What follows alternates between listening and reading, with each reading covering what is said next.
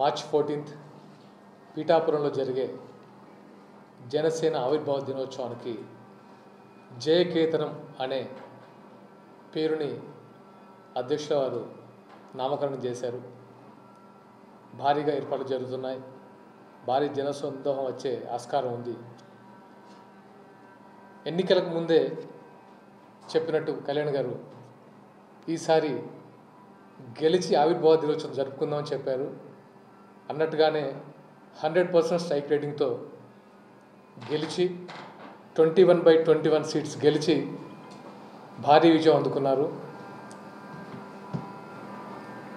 దశాబ్ద కాలం నుంచి పవన్ కళ్యాణ్ గారితో జనసేనతో అందరూ జన సైనికులు, వీర మహిళలు, ముఖ్య నాయకులు అందరూ ఆయన వెంటంటే ఉండి ఈ గెలుపులో భాగస్వామయ్యారు. అంటే ఏం ఆశించకుండా 10 సంవత్సరాల నుంచి ఉండడం అనేది మామూలు విషయం కాదు. అలాగే భాగస్వామ్యమైన నాయకులకి పార్టీలో కూడా సముచిత స్థానం కల్పించారు పవన్ కళ్యాణ్ గారు. అండ్ పిఠాపురం ప్రజలకి ఆయన పెద్దపీట వేస్తున్నారు.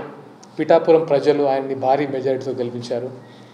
అండ్ ఈ సభ ఓన్లీ విజయోత్సవ సభ మాత్రమే కాదు, చెప్పాలంటే ఒక కృతజ్ఞత భావంతో చేస్తున్న సభ.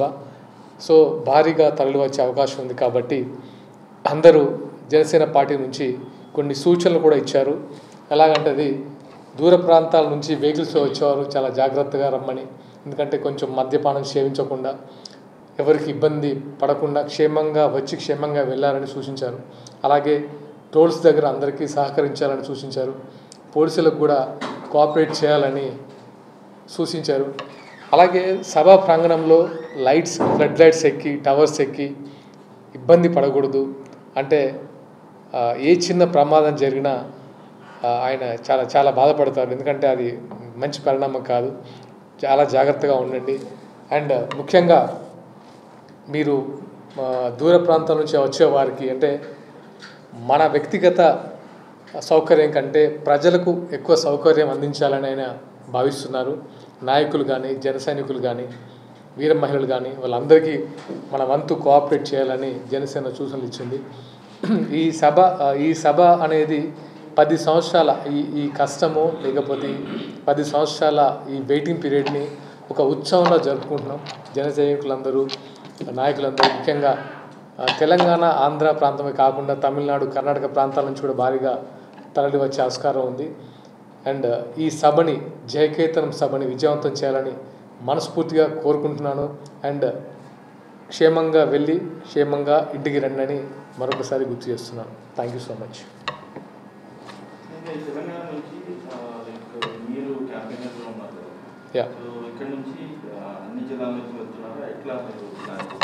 యాక్చువల్గా తెలంగాణ ఇన్ఛార్జ్ అండ్ శంకర్ గౌడ్ గారు, వైస్ ప్రెసిడెంట్ మహేందర్ రెడ్డి గారు అండ్ రాజలింగం గారు, అంటే ముఖ్య నాయకులు ఎవరైతే ఉన్నారో వాళ్ళందరూ ప్రతి డిస్టిక్ నుంచి కొంతమంది కమిటీలు వేయడం జరిగింది. వాళ్ళందరికీ అంటే డిస్టిక్లో ప్రతి కాన్స్టిట్యున్సీ నుంచి ముఖ్య నాయకులను సెలెక్ట్ చేసి వారి సహకారంతో అక్కడ పిఠాపురంలో అందరికీ అంటే ఎటువంటి ప్రాబ్లం రాకుండా చూసుకోవాలని సూచించారు.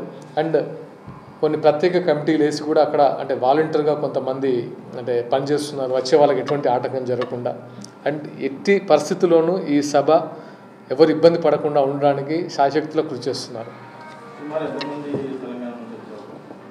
నాకు 1,00,000 మంది డెఫినెట్గా వస్తారని నేను నమ్ముతున్నాను. ఎందుకంటే ఇప్పటికే చాలామంది వెళ్ళిపోయారు, రేపు స్టార్ట్ అవుతారు. డెఫినెట్గా భారీ సంఖ్యలోనే తెలంగాణ నుంచి హాజరవుతారు. అండ్ తెలంగాణలో కూడా తెలంగాణలో కూడా పవన్ కళ్యాణ్ గారి మీద విశ్వాసం మరింత రెట్టింపైంది. ఎలాగైతే ఆంధ్రాలో సుపరిపాలన అందించడంతో పవన్ కళ్యాణ్ గారు కూడా తెలంగాణలో ఉంటే బాగుంటుంది, అలాంటి నాయకత్వంలో పనిచేయడానికి చాలామంది ఉత్సాహం చూపుతున్నారు. త్వరలో తెలంగాణలో కూడా చాలామంది భారీ చేరికలు ఉంటాయి తెలంగాణలో జనసేనలోకి. అండ్ తెలంగాణలో కూడా చాలా బలంగా పార్టీని ముందుకు తీసుకెళ్దామని ఆలోచిస్తున్నారు. డెఫినెట్గా ఒక బలమైన పార్టీగా తెలంగాణలో ఆవిర్భవిస్తుంది. సో స్థానిక ఎన్నికలు రాబోతున్నాయి అంటే దానికి ఎలాంటి సంకేతాలు ఇవ్వబోతున్నారు? ఎందుకంటే జనసేన నుంచి ఎటువంటి మూవ్మెంట్ అనేది కనిపించట్లేదు హైదరాబాద్లో కానీ తెలంగాణ. దానికి సంబంధించి ప్రణాళికలు ఎలా ఉండబోతున్నాయి, మీరు ఎలా సిద్ధంగా? డెఫినెట్గా మా అధినాయకుడు తీసుకునే నిర్ణయం బట్టి డెఫినెట్గా స్థానిక సంస్థల్లో పోటీ చేయాలా వద్దా, ఎలాంటి పోటీ అంటే పొత్తు ఉంటుందా లేదా అనేది మున్ముందు మీకు వివరించడం జరుగుతుంది. ఎందుకంటే ఇది అధినేత గారు తీసుకునే నిర్ణయం బట్టే ముందుకు వెళ్ళడం జరుగుతుంది. మీ ప్రణాళికలు ఇప్పటికే అన్ని చోట్ల అంటే తెలంగాణ ఎప్పుడైతే జనసేన గవర్నమెంట్ కూటమి ప్రభుత్వం స్థాపించిందో అప్పటి నుంచి తెలంగాణలో చాలా ఇంకా రెట్టింపు ధైర్యంతో ప్రతి కాన్స్టిట్యున్సీలో తెలంగాణలో రూట్ లెవెల్లో కూడా జనసేన ఆవిర్భవిస్తుంది. ఎందుకంటే మరింత ఉత్సాహంతో ఉన్నారు. అంటే ఏమైపోతుందంటే రూట్ లెవెల్లోనే కాదు, ప్రతి ఒక్కరికి జనసేన అంటే ఏదైతే సనాతన ధర్మ బోర్డు గురించి కళ్యాణ్ గారు చేసిన ప్రయత్నంతో ఇంకా దేశవ్యాప్తంగా కూడా జనసేనకు ఒక అభిమానులు స్టార్ట్ అయ్యారు. తెలంగాణలో ఎప్పుడెప్పుడు ఆయన వెయిట్ చేస్తున్నారు, ఆ విశ్వాసంతో ఉన్నారు. అండ్ ఒక స్ట్రక్చర్ ఫామ్ చేసి ఆ దిశగా ముందుకు వెళ్ళాలని పవన్ కళ్యాణ్ గారు సూచిస్తున్నారు. పార్టీ పరంగా చూస్తుంటే నాయకులకు సంబంధించి సమీకరణ ఎలా ఉంటుందండి? అంటే ఇక్కడ యాక్టివిటీస్ చూస్తుంటే కదా ఇలా ఉంది, కానీ వాళ్ళ సమీకరణ ఎలా ఉంది? ఇక్కడ అంటే ఏదైనా సరే మీకు ఇంతకుముందు కూడా ఒకసారి నేను చెప్పాను, జనసేన పార్టీ అనేది బిర్యానీ పార్టీ కాదు. జనాలను సమీకరించాల్సిన అవసరం ఎప్పుడు రాదు కూడా మున్ముందు. ఇది ఒక సుభాష్ చంద్రబోస్ గారు ఆజాద్ హింద్ ఫౌజ్ స్టార్ట్ చేసినప్పుడు ఎలాగైతే స్వచ్ఛంగా జాయిన్ అయ్యారో అలాగే ఈ జనసేనలో ప్రతి ఒక్కరు స్వచ్ఛందంగా లైక్ ఆర్ఎస్ఎస్లో ఎలాగైతే పనిచేసి అంటే స్వచ్ఛందంగా పనిచేస్తారో ఎటువంటి లాభాపేక్ష లేకుండా, అలాగే జనసేనలో ప్రతి ఒక్కరు స్వచ్ఛంగా పనిచేయడానికి ముందుకు వస్తున్నారు. అలాగే ఉన్నారు, దశాబ్ద కాలం నుంచి వెయిట్ చేస్తున్నారు ఎప్పుడెప్పుడు అని. మీరు చూశారు ఆ విజయం కూడా ఆ జన సైనికులది, వీర మహిళలది, నాయకులది, ప్రజలది. ఎందుకంటే ఇంతటి ఘన విజయం అందించిన వాళ్ళందరికీ కృతజ్ఞత సభ పెడుతున్నారు. ఎందుకంటే ఎటువంటి అంటే రాజకీయాల్లో ఒక కొత్త తరం మార్పు అందరూ మీరు వినుంటారు. 21/21 రావడం అనేది ఇంపాసిబుల్, ఒక చరిత్ర. అంతేకాదు ఎటువంటి ప్రలోభాలకు లోను కాకుండా ప్రజలు ఓటేసింది ఫస్ట్ టైం జనసేన పార్టీకి. అందరికీ ఈ సభాముఖంగా నేను కృతజ్ఞత తెలుపుకుంటున్నాను. ఒక మార్పు స్టార్ట్ అయిందని నేను బలంగా నమ్ముతున్నాను. ముఖ్యంగా చూసినట్టయితే పవన్ కళ్యాణ్ గారు సీఎం అయిన తర్వాత మొట్టమొదటి ఆవిర్భావం. సో ఎలా ఫీల్ అవుతున్నారు అండ్ మీరు ఎలాంటి కార్యక్రమాలు అక్కడ పాల్గొనే అవకాశం ఉంది? యాక్చువల్గా అక్కడ అంటే జయకేతనం అనే నామకరణం చేశారు. ఈ నామకరణమే జయకేతనంలోనే అర్థం ఉంది. అంటే ఒక విజయంతో మనం ముందుకు వస్తున్నాం. అంటే చాలా సాంస్కృతిక కార్యక్రమాలు అండ్ ఆయన సందేశం వినడానికి అందరితో పాటు నేను కూడా వెయిట్ చేస్తాను. ఎందుకంటే పవన్ కళ్యాణ్ గారి సందేశం ఎంత ఇంప్రెసివ్గా ఉంటుంది, ఎలాంటి సందేశం ఇస్తారా, ఎలా అంటే ఆయన ఉపన్యాసం అంటే ప్రసంగం వినడానికి నేనే కాదు అందరితో పాటు నేనే వెయిట్ చేస్తున్నాను. అండ్ డెఫినెట్గా ఇదొక ఒక కొత్త తరం రాజకీయం స్టార్ట్ అవుతుందని చెప్పడానికి ఇది ఒక నిదర్శనం. పిఠాపురంలో పార్టీలో జరుగుతుంది కదండి, పిఠాపురంలో జరుగుతుంది కాబట్టి ఆంధ్ర నుంచి చాలా మంది వస్తూ ఉంటారు. తెలంగాణ వాళ్ళు కూడా మీరు హ్యాండిల్ చేయగలరా? అంటే క్రౌడ్ ఎక్కువ ఉంటే ఎక్కువ తొక్కిసలాట్లు కూడా జరుగుతూ ఉంటాయి, మీరు ఎలాంటి జాగ్రత్తలు తీసుకోవాలి? పార్టీ పరంగా అండ్ ప్రభుత్వంలో ఉన్నాం కాబట్టి చాలా జాగ్రత్తలు తీసుకుంటున్నారు. ఇప్పటికే భారీగా ఏర్పాట్లు జరుగుతున్నాయి అండ్ ట్రాఫిక్ ఆంక్షలు కూడా ఉంటాయి.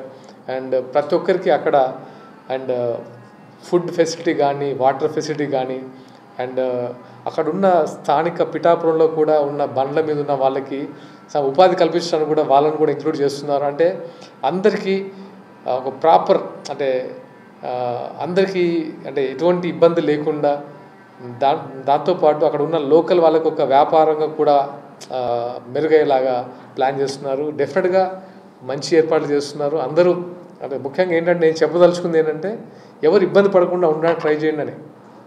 క్రౌడ్ ఎక్కువగా ఉంటుందని కొన్ని పార్టీలు పెట్టే సమావేశాలన్నీ లాస్ట్ మినిట్లో క్యాన్సిల్ చేస్తూ ఉంటారు. అలాంటిది ఏమైనా ఎదుర్కోవాల్సిన పరిస్థితి వస్తుందా? ఎక్కువ అంటే తెలంగాణ నుంచి కూడా మీరు రావాలని ఇన్వైట్ చేస్తున్నారు కదా, సో ఇంత క్రౌడ్ వస్తుంటే లాస్ట్ మినిట్లో ఏమైనా క్యాన్సిల్ చేయడం లాంటివి ఉంటాయి?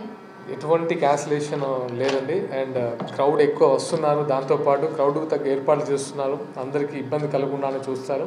కాకపోతే వచ్చే వాళ్ళు కూడా తగు జాగ్రత్తలు తీసుకోవాలని సూచించారు. ఎందుకంటే రోడ్డు మార్గంగా వస్తారు కాబట్టి ఎటువంటి యాక్సిడెంట్లు జరగకూడదని కోరుకుంటున్నాం. దాంతోపాటు మద్యం సేవించి నడపడం కానీ అలాంటి కొంచెం ప్రాపర్ క్రమశిక్షణతో ఉండాలని సూచించారు. అండ్ ఆ లైట్స్ టవర్స్ ఎక్కకుండా జాగ్రత్తలు తీసుకుంటున్నారు. అంతేకాకుండా కొంచెం ఆ టోల్స్ దగ్గర కూడా ఎవరు ఆర్గ్యుమెంట్స్కి వెళ్లకుండా అందరూ సహకరించాలని, పోలీస్ వారికి సహకరించాలని కోరుకున్నాం. అందుకని ముఖ్య నాయకులందరికీ సూచన ఏంటంటే మన వ్యక్తిగత సౌకర్యాల కంటే వచ్చే జనాలకి సౌకర్యంగా ఉండాలని ప్లాన్ చేస్తున్నారు. డెఫినెట్గా ఇది ఒక మంచి పరిణామం, మంచి సభ అని నేను అనుకుంటున్నాను. మీరు అన్నట్లుగానే తెలంగాణలో కూడా ఆయనకి ఫ్యాన్ ఫాలోయింగ్ మామూలుగా లేదు. మరి తెలంగాణలో ఇలాంటి సభ ఎప్పుడు మేము ఎక్స్పెక్ట్ చేయొచ్చు? ఇది యాక్చువల్గా ఏంటంటే నాట్ ఓన్లీ తెలంగాణ, దేశవ్యాప్తంగా ఆయన ఇప్పుడు ఒక నేషనల్ లీడర్, దేశవ్యాప్తంగా పవన్ కళ్యాణ్ గారు వస్తే బాగుంటుందని మహారాష్ట్రలో కోరుకున్నారు. అలాగే మహారాష్ట్రలో బీజేపీ భారీ మెజారిటీతో గెలిచింది. అలాగే ఢిల్లీ, అంటే ఆయన ఎక్కడైతే అడుగు పెడితే అక్కడ ఒక విజయకేతం ఎగరవేస్తున్నారు. తెలంగాణలో కూడా త్వరలో మంచి సభ ఉంటుంది. దానికి అంటే ఆయన ఆయన ఆయన మీద ఉన్న విశ్వాసంతో ఆయన ముందుకు వస్తారు. డెఫినెట్గా మునుముందు ఇక్కడ కూడా మంచి సభలు జరుగుతాయి. అండ్ ఇక్కడ కూడా జనసేన పార్టీ బలంగా ఉండబోతుందని నేను మనస్ఫూర్తిగా కోరుకుంటున్నాను. సభకు వచ్చి ప్రతి ఒక్కరికి మీరు వ్యక్తిగతంగా ఏం చెప్పాలనుకుంటున్నారు? డెఫినెట్గా అమ్మా, అది ఎందుకంటే నాకు యాజ్ ఏ ప్రచార కార్యదర్శిగా నేను చెప్పాలనుకుంది ఒకటే, ఎందుకంటే చాలా జాగ్రత్తగా ఉండాలి. ఎందుకంటే చాలా ఆల్మోస్ట్ 10 లక్షల పైచిలకు జనాలు వచ్చే ఆస్కారం ఉంది. కాబట్టి ప్రతి ఒక్కరూ వ్యక్తిగతంగానే కొంచెం అలర్ట్గా ఉండి ఎటువంటి ఇబ్బందులకు గురి కాకుండా ఆరోగ్యపరంగా కానీ, అక్కడ వాటర్ ఫెసిలిటీ కానీ, ఫుడ్ ఫెసిలిటీ కానీ సౌకర్యంగా చూసుకొని ఎటువంటి మీన్స్ పర్సనల్ దానికి వెళ్ళకుండా, గొడవలు గడవకుండా జాగ్రత్తగా వెళ్ళి క్షేమంగా ఇంటికి ఇచ్చాలని నేను మనస్ఫూర్తిగా వాళ్ళని అభ్యర్థిస్తున్నాను. దయచేసి అందరూ కొంచెం క్రమశిక్షణతో జనసేన పార్టీలో అందరికీ సహకరించాలని కోరుకుంటున్నాను.